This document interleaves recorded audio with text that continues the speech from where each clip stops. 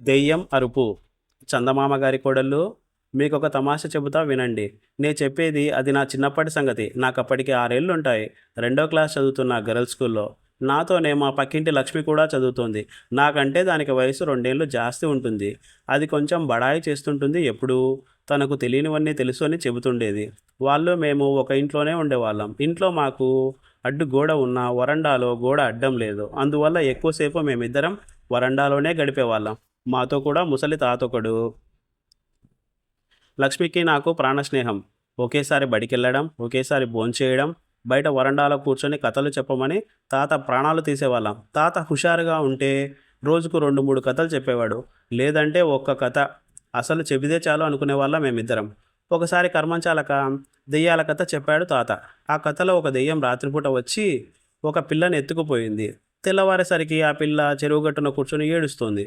తర్వాత వాళ్ళు వచ్చి ఆ అమ్మాయిని ఇంటికి తీసుకెళ్లారు. కానీ మర్నాడు ఆ పిల్లను మళ్ళీ దెయ్యం ఎత్తుకెళ్ళి చెరువు గట్టున వదిలిందట. ఇట్లా ఎన్నిసార్లో చేసిందట. ఆ కథ మేమిద్దరం విన్నాం. లక్ష్మి నాకంటే 2 ఏళ్ళు పెద్దదైనందువల్లో, మరి దానికి నాకంటే ధైర్యం జాస్తి అవ్వడం వల్లనో తెలియదు, కానీ అది భయపడలా. నేను మాత్రం ఆ కథ విన్నది మొదలు నా నీడ చూసుకొని దెయ్యమే అనుకుని భయపడేదాన్ని. ఎక్కడికి వెళ్ళినా వెంట దెయ్యం వస్తున్నట్లు అనుకునేదాన్ని. ఒంటరిగా ఎక్కడికి వెళ్ళేదాన్ని కాదు. ఒకరోజు రాత్రి 8 గంటలు కూడా కాలేదు. దాహం అయితే లోపలికి వెళ్ళాను. ఒక మూల చేపలు అన్నీ కట్టగా వేసి ఉన్నాయి. ఆ చోటంతా చీకటిగా, ఆ చేప చుట్టూ నల్లగా కనిపించింది. నేను అది దెయ్యమే అనుకుని మరి నీళ్లు తాక్కుండా ఒక్క పరుగున వచ్చి లక్ష్మితో చెప్పాను. అది నవ్వుతూ, అయితే నీకు దెయ్యం అంటే భయమా అని అడిగింది. అవునన్నా. అది మొదలు లక్ష్మి చాలా దయ్యాల కథలు చెప్పేది. నాకు దెయ్యం అంటే రోజు రోజుకు భయం ఎక్కువైంది. లక్ష్మికి ఒకళ్ళు భయపడుతున్నా, ఏడుస్తున్నా చూడటం సరదా. ఏదో సామెత చెప్తారే, పిల్లికి చెలగాటం, ఎలుకకు ప్రాణ సంకటం అని. అట్లాగే ఈ దెయ్యాల విషయం విన్నప్పటి నుంచి నేను ఒంటరిగా పడుకోలేక లక్ష్మి పక్కలో ముడుచుకొని పడుకునేదాన్ని. లక్ష్మికి నేను భయపడుతున్నానని తెలిసి ఇంకా ఏడిపించేది. అదిగో దెయ్యం, ఇదిగో దెయ్యం అని. పైగా బడాయిలు కొడుతుండేది కూడా. ఒకసారి లక్ష్మికి దెయ్యం కనిపించిందట. మాట్లాడిందట కూడా. దెయ్యం లక్ష్మిని చూసి భయపడి పారిపోయిందట. మళ్ళీ ఈ ఛాయలకు వస్తే కాళ్ళు విరగ్గొడతానని కూడా చెప్పిందట లక్ష్మి. అప్పుడు అది చెప్పేవన్నీ కూడా నిజమే కాబోలు అనుకునేదాన్ని. పైగా మేము చదువుకునే స్కూళ్ళలో కూడా దెయ్యాలున్నాయని చెప్పింది. కానీ పగలు రావట, రాత్రిళ్ళు కనిపిస్తాయి అని చెప్పింది. నయమే, లేకపోతే బడికి గుడ్ బై చెప్పి మానుకునేదాన్ని. అసలు లక్ష్మిని చూస్తే దెయ్యానికి భయం కదా, లక్ష్మి దగ్గర ఉంటే దెయ్యాలు రావు అనుకుని నేను ఎప్పుడు లక్ష్మి వెంటనే దాన్ని నీడలాగా తిరుగుతుండేదాన్ని. ఈ ఎలసు తీసుకుని అది నా చేత అరవ చాకిరీ చేయించుకునేది. వాళ్ళ ఇంట్లో దాని వంతు పని నా నెత్తిన పెట్టి చేయమని తను మహారాణిలాగా చదువుకుంటూ కూర్చునేది. ఈ సంగతి మా వాళ్ళకు తెలిస్తే తంతారు, కానీ లక్ష్మితో దెబ్బలాడితే దెయ్యాలను వదిలేస్తే.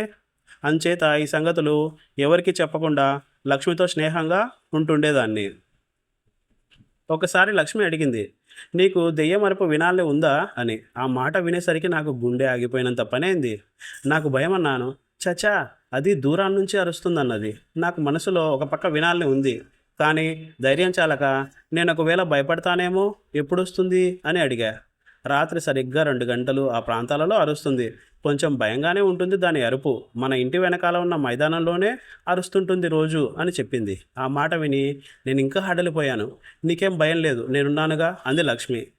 రాత్రి 2 గంటలకు ఎలా మెలకు వస్తుంది అని అడిగా. నేను లేపుతాలే అంది లక్ష్మి. ఆ రాత్రికి అన్నం కూడా సహించలేదు. భయం జాస్తిగా ఉంది. అమ్మతో చెబుదామా అనుకున్నా, కానీ లక్ష్మికి ఒట్టు వేశాను, అది చెప్పిన మాట ఎవరితో చెప్పనని. ఎలాగా ఆ రాత్రికి సరిగా నిద్ర పట్టలా. లక్ష్మిని కావలించుకొని పడుకున్నా. అది నేను భయపడటం చూసి, ఇప్పుడే ఎందుకంత భయం, అది అరిచేది రాత్రి 2 గంటలకు. నువ్వు నిద్రపో, నేను లేపుతాను అంది. నేను నిద్రపోయాను.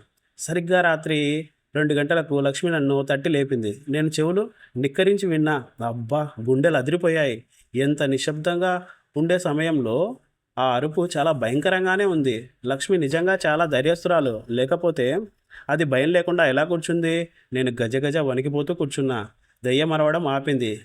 దాని నోరు ఎంత పెద్దదో ఇంత గట్టిగా అరవడానికి, దాని ఆకారం ఎంత ఉంటుందో, అదేం బట్టలు వేసుకుంటుందో, ఇవన్నీ ఆలోచిస్తూ గుడ్లప్ప చెప్పి లక్ష్మి వంక చూశాను.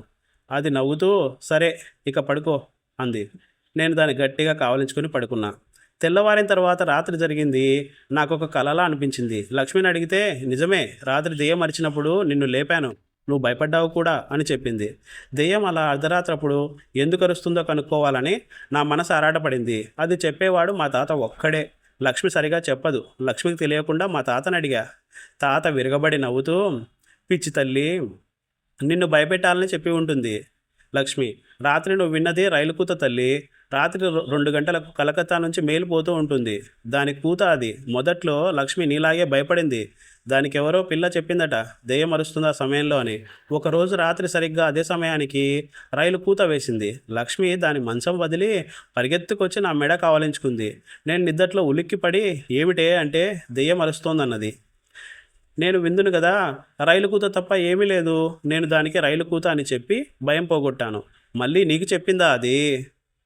ఓస్ ఇంతేనా? లక్ష్మికి నాకంటే భయం అన్నమాట. లక్ష్మి చెప్పినవన్నీ తాతతో చెప్పాను. అవన్నీ పచ్చి అబద్ధాలు, నమ్మి భయపడవద్దని చెప్పాడు. అది మొదలు లక్ష్మి ఏది చెప్పినా 3 వంతులు తీసివేసి 4వ వంతు నమ్మేదాన్ని. లక్ష్మి ఎంత బడాయికోరో తేలిపోయింది. కానీ నాకు దెయ్యాలంటే ఇంకా భయమే.